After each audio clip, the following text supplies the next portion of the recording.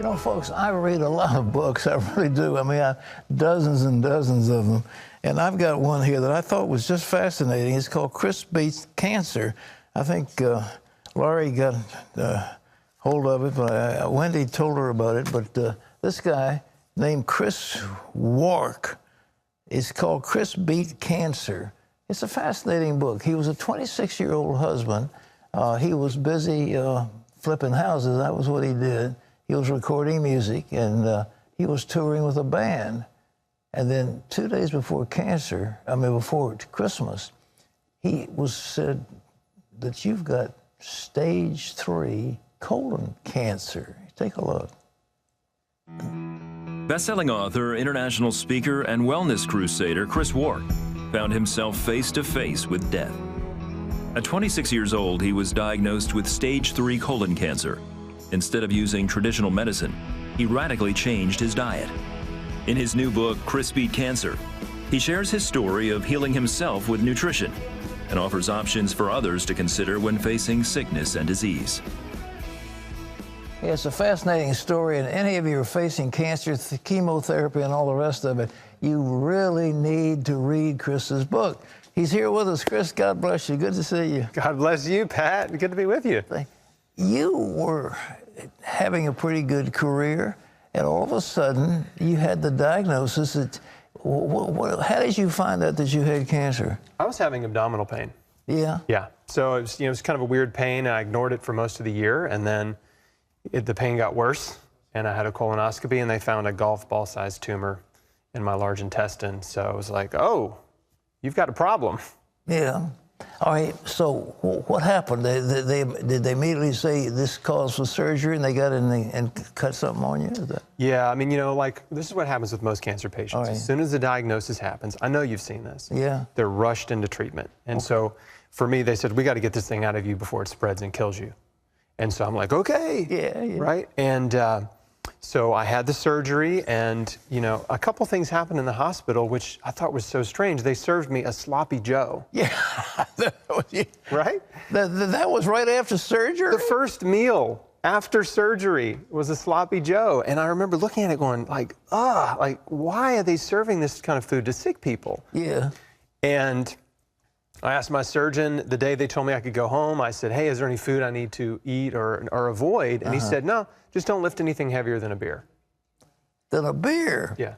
Okay. So then that's when I started to realize that the medical community is not putting any value on nutrition. They don't teach it in medical school. Right. They really don't. They hate vitamins. I mean, people come out of medical, it's like they hate vitamins. I've dealt with them. I know how it is.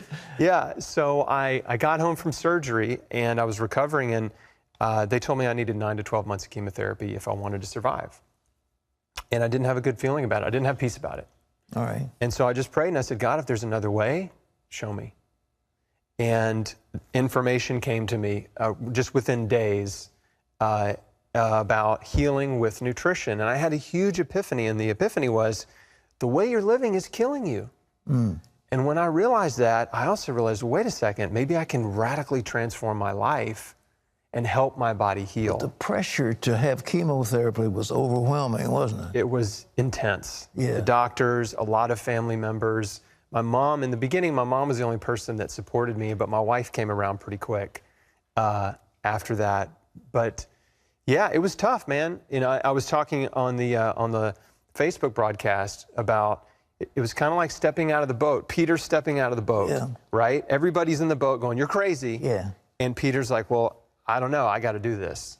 What did you start doing? So the first thing I did was I stopped eating the Western diet. I stopped eating all animal products. I stopped eating fast food, junk food, processed food, and I went back to the Garden of Eden and started eating fruits and vegetables. Fruits and vegetables. And now when you say the Western diet, you're talking about hamburgers and hot dogs and roast beef and all the stuff you get, The Western diet is a diet that's high in animal protein. Right. It's high in fat, it's high in sugar and salt and oils. Mm-hmm. And processed flour, and of course all the food additives and the processing and fast food and all that. And so I went to the purest, most simple diet I could that made sense to me based on information I had at the time, which was raw fruits and vegetables, straight from the earth. And I figured, you know what, if God made it, it's good. All right. Right? And I believe that he made the earth for us. Where do you find it? Did you go to Whole Foods or something? So I live in Memphis, Tennessee. There was one Whole Foods. Yeah. This was January 2004. All right. There was one Whole Foods, and yes, they had organic produce. And so that was the only place I could buy food at that time. And so I bought a juicer, All right. and I just started loading up on fruits and vegetables. In my mind, I thought, you know what, I'm going to overdose on nutrition. What would happen if I just put in so much good stuff into my body, more than it can even than it needs, and let it do what it needs to do with it? And what happened? Well, what happened was I started to feel very different. You did? Yeah, I mean, I got tons more energy. I started to, physically, I just felt so much better. And I also found a nutritionist. I found an integrative oncologist who supported me. And we monitored my blood work and had scans along the way. And I just did everything I could find and afford to help myself. But there's a big thing I want to make sure I talk about is forgiveness. Yeah? Because there is an emotional component to cancer. And every cancer patient I've talked to in the last 15 years has major emotional issues. And usually it's unforgiveness. Well, actually, you turn your immune system off with hatred, don't you? Yes. You turn it off. Yeah. Hatred, anger, bitterness, resentment, jealousy. Yeah. All negative emotions, right? All the emotions that, Jesus basically says, don't entertain these things. I mean, even the 10 Commandments talks about don't envy, right? All these negative emotions suppress your immune system when you harbor unforgiveness. And so one of the most powerful things you can do for yourself if you want to prevent cancer or if you need to heal something. Who'd you have to forgive? It's funny. I didn't have a tough childhood. My parents stayed married. I was never abused. I didn't have any childhood trauma, but I was insecure and judgmental and critical, and I just let a lot of little stuff build up. So there was no one person that I had a big issue with. But I decided to go through my life chronologically and just one by one forgive every person by name that I could think of. And it's a process, right? You can't just do a blanket like, okay, I forgive everybody, I'm done. Yeah. And I just worked through it prayerfully, just letting those emotions come up, letting those memories come up of people who had insulted me or let me down or whatever. And there's not a human being listening to this program that doesn't have somebody that hurt them. We all do. Everybody. We all need to do it. And it's so powerful. And the crazy thing is Jesus had this huge emphasis on forgiveness, right? Yeah. It's part of the Lord's Prayer. He said, if you don't forgive on earth, your heavenly Father won't forgive you. And what one of the last things he did on the cross? I forgive them. Right? Father, forgive them. They don't know what they do. That's exactly right. It was a huge part of his ministry, this thread, right? This huge theme of his ministry. And so, when I started connecting these dots, I was just like, okay, A, I'm going to forgive everyone who's ever hurt me. Okay. And B, I'm going to be quick to forgive. I ran for president of the United States, and you have no idea how many people were after me. The Washington Post, for example, I was a boxer, and I wanted to get the publisher in the ring. I just wanted to punch his lights up. Really, I had to forgive him, by the way, and them. And there was a whole bunch of them that I went through myself. I cannot even imagine. And what's funny is my parents actually supported your presidential campaign. Yeah, I remember Smart that. people they are, obviously. Okay. They were behind you. Yeah. Yeah. But all right, what happened to your cancer markers? So what we did was we just monitored my markers over time, and my cancer markers were really not ever an issue. So some people, they just don't show cancer markers. But I had a chronically suppressed immune system based on my blood work. And so it took time for my white blood cell count to come back into normal ranges because it was abnormally low. When you've got a very low suppressed immune system, your body is vulnerable to cancer. And so after about a year, it started to come back, and then had another scan around 2 years. And then I just kept doing what I was doing, right? Just kept fruits and vegetables, juicing, just kept putting the good stuff in, right? Forgiving people. Was any particular kind of vegetable? I know you. The most potent anti-cancer vegetables. Yeah.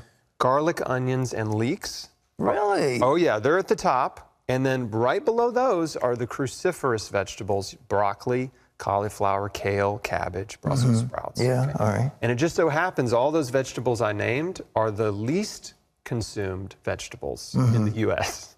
So we're not eating enough cancer-fighting foods. And then as far as fruits go, berries are the most potent anti-cancer fruits. Blueberries, blackberries, raspberries, strawberries. Sure. So I ate giant salads full of those vegetables. I made fruit smoothies, fresh fruit smoothies. I was juicing carrots every day. Again, just... Well, what about juice? I mean, what does juice do for you that you don't get from their other? Well, so juicing is, you kind of look at it like medicinal food. Juicing isn't necessary for health, but if you're in a healing crisis, what juicing does is it gives you concentrated amounts of nutrients. So from carrots, for example, concentrated high amounts of beta-carotene. It comes faster into your bloodstream? Goes right into your bloodstream. Okay. And for someone who's sick, like if you have cancer, usually cancer patients have an energy problem and a very low energy. And so digesting food requires energy. And when you start juicing, it goes right in your bloodstream, it gives you quick energy, and it delivers all these anti-cancer nutrients to your cells. What about the scans and the MRIs and all that? Did you have to go through I had some, but I talk about this in the book too. You know, CT scans are one CT scan is the equivalent of hundreds of X-rays. And so CT scans and diagnostic scans can cause cancers later in life. And so you want to be very wary and mindful of not getting over-scanned. So it can be helpful just to see what's going on, but I only had, I think, 4 CT scans total over the course of one several full years. body scan is equivalent to what? Oh, hundreds of X-rays, depending on the part of your body. Really? Oh, yes. Do the doctors know that? Yes. They do know it? Yeah. Well, you know, the whole thing about chemotherapy is it kills cells, it kills healthy cells, but people who have that lose their will to fight, don't they? I mean, they're enervated and so listless. The treatments are so brutal and difficult to endure that many patients who have a strong will to live in the beginning, their determination is eroded because of the suffering through treatment. And probably the most scary and shocking statistic in the whole cancer world is that the death rate for all cancers has only improved 5% since the 1950s. Why do doctors, you know, I've dealt with so many people because I deal with, you know, the sick and dying, and those who've had chemotherapy are wasted. They don't have the will to live. It's unbelievable, and yet everybody thinks they've got to take chemo. Why? Why don't they have some other treatment? Well, that's a long answer, but there's no money in nutrition, right? There's no money in diet and lifestyle medicine, and there's no money in prevention. And so our medical industry is driven by profit, and the biggest sources of profit are patented pharmaceutical drugs, chemotherapy drugs. And really, the incentive is very simple. In order to make billions more dollars, all they have to do is come up with a new drug that works a little bit better than the current drug. You said one doctor said, you're not of any value to me. Didn't he say that or something? He said, yeah, the first oncologist I saw said, he was trying to talk me into chemo, but he said, listen, I'm not saying this because I need your business. Yeah, I don't need your business. Yeah. You know, which is a sales technique. Yeah, sure. And it's called the push away. And I never went back to him. Never went back to him. I don't need your business? Yeah. Because do they get a cut from these drug companies? It's big business. The average cancer patient is worth over $300,000 in revenue. That's from surgery, hospital visits, physical therapy, breast reconstruction, you know, on and on, all of this stuff associated with cancer. And of course, chemotherapy treatments, and private practice oncologists make up to 2/3 of their income from the markup on chemotherapy drugs. So they get a piece of the action? Yeah. They do? Yes. That's really a disincentive. I mean, in certain other cases, if you got a cut of it, you'd be considered a lawbreaker. It's the only segment of the medical industry where doctors make money off the drugs they prescribe. Chris, that's shocking. The average shocking. person watching this program doesn't believe that. Say it again. I mean, really. Private practice oncologists All right. make up to 2/3 of their income from the profit on the drugs they prescribe off chemo. I'm talking about chemotherapy drugs. And so they don't have any incentive to find an alternate. I mean, they get no money off fruits and vegetables. Of course not. Yeah, I mean, if they send you home and say, and they don't have permission to do that because of the law as well, right? But if they said, let's look at your life. You need to lose weight. Yeah. Like, we need to get you on a healthy diet. We need to start exercising. We know all these things increase cancer survival, but they're not allowed to do that. They have to say, we're giving you standard of care, which is chemotherapy. If you get insurance will pay money for the treatment you were talking about. They won't pay any money for natural holistic treatment at all. No, not much. I mean, not much, if any, depending on the policy. Yeah. So, I mean, it's not the doctor's fault. You know, their doctors are good people, but they're trapped in a system that pays them really well despite the results. Ladies and gentlemen, if you're not shocked at this, you should be. Chris beat cancer, but to think of people who prescribe chemotherapy getting a cut of the action, that is horrifying. It is. It's the truth, too. But I want to share one more resource for your audience, go ahead, too. please. I have a free guide on my site. It's called 20 Questions for Your Oncologist. It's a free download. Okay. And it will empower anyone, if they're a cancer patient or a caregiver, with the right questions to ask before they start treatment, right? So they get the full picture, because patients only get 15 to 20 minutes with the doctor before they even start treatment. I mean, it's not enough time. You don't know what you're getting into. So we just, at the end of the day, I just want to help people make the best decision for them. I had a Gleason 7 on a prostate cancer, and I've been through the whole 9 yards, and I'm healthy because I had some things done, but I didn't. This chemo is for the pits. I wouldn't have thought about it. Chris, it's a great book. Chris Beat Cancer. You get the book. It's available where books are sold. Very interesting. Thank you, sir. Thank you, Pat. God bless you. It's a pleasure.